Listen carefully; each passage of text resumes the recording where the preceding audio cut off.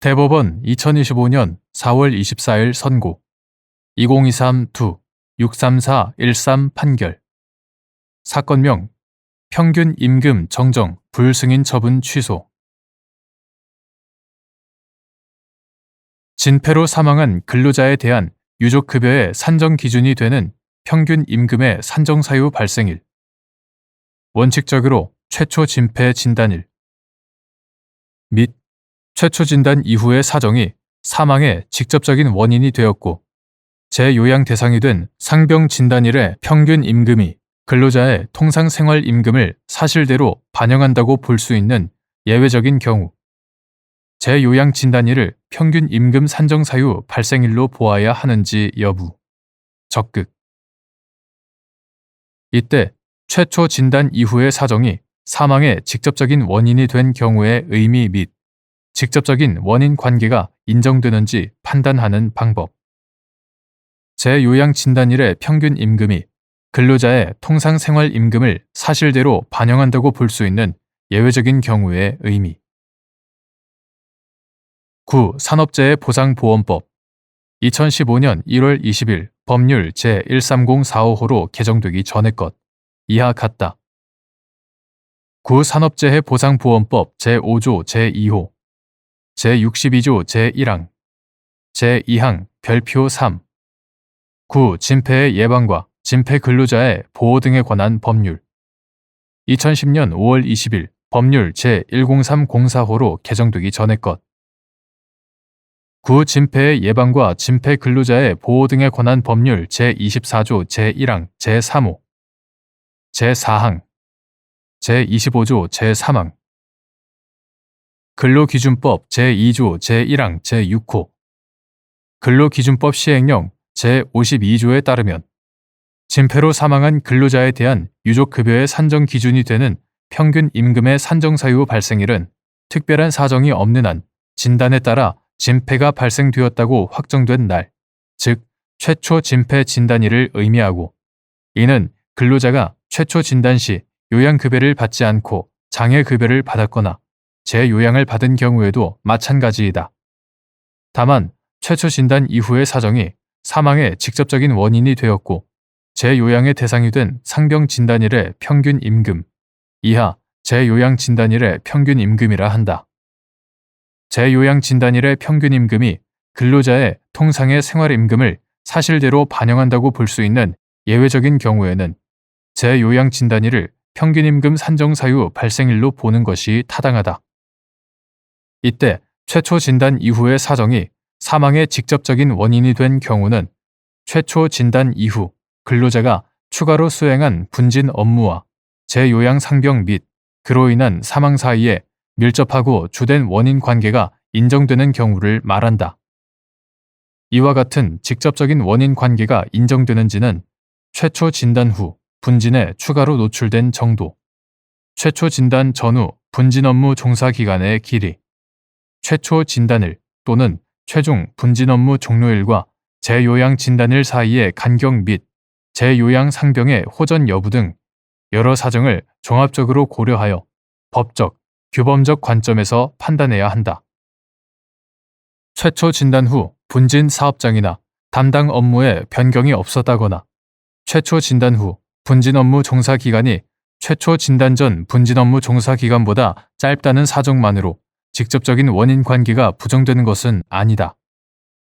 다음으로 재요양 진단일의 평균 임금이 근로자의 통상 생활 임금을 사실대로 반영한다고 볼 수 있는 예외적인 경우란 특별한 사정이 없는 한 근로자가 최초 진단일의 평균 임금에 대하여 재요양 진단일까지 평균 임금 증감을 한 금액 이하 최초 진단일 기준액이라 한다. 최초 진단일 기준액보다 높은 재요양 진단일의 평균 임금을 기초로 산정된 휴업급여나 상병보상연금을 수령하여 근로자와 그에 의하여 부양되고 있던 유족이 생활하는 경제적 기초로서 그것이 근로자의 통상 생활 임금으로 되었다고 평가할 수 있는 경우를 말한다.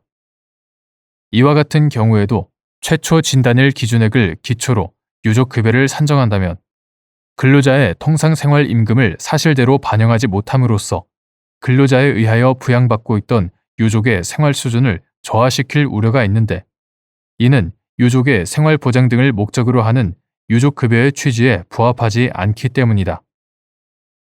이와 달리 근로자가 사망 당시 실제로 지급받던 휴업급여나 상병보상연금의 기초가 된 재요양진단일의 평균 임금이 최초 진단일 기준액과 같거나 그보다 낮았던 경우에는 최초 진단일 기준액을 기초로 유족급여를 산정하더라도 유족의 생활 수준을 저하시킬 우려가 없으므로 평균임금 산정 사유 발생일을 재요양진단일로 보아야 하는 예외적인 경우에 해당하지 아니한다.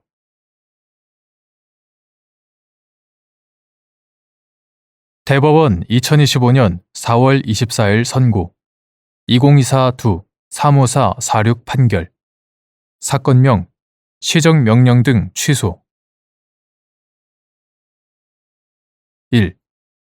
독점규제 및 공정거래에 관한 법률은 다른 법률에 특별한 정함이 없는 이상 모든 산업 분야에 적용되어야 하는지 여부 적극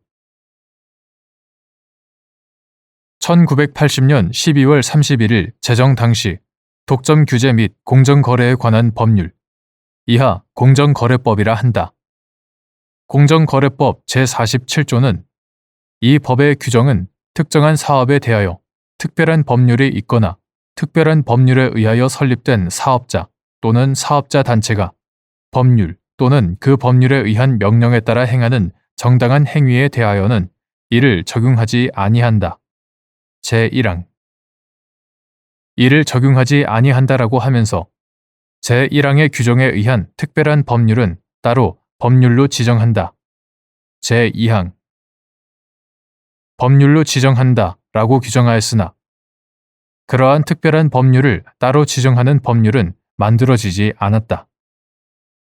1986년 12월 31일 개정된 공정거래법 제47조는 이 법의 규정은 사업자 또는 사업자 단체가 법률 또는 그 법률에 의한 명령에 따라 행하는 정당한 행위에 대하여는 이를 적용하지 아니한다라고만 규정하였고 구 독점규제 및 공정거래에 관한 법률 2020년 12월 29일 법률 제17799호로 전부 개정되기 전의 것 구 독점규제 및 공정거래에 관한 법률 제58조도 이 법의 규정은 사업자 또는 사업자 단체가 다른 법률 또는 그 법률에 의한 명령에 따라 행하는 정당한 행위에 대하여는 이를 적용하지 아니한다라고 규정하였다.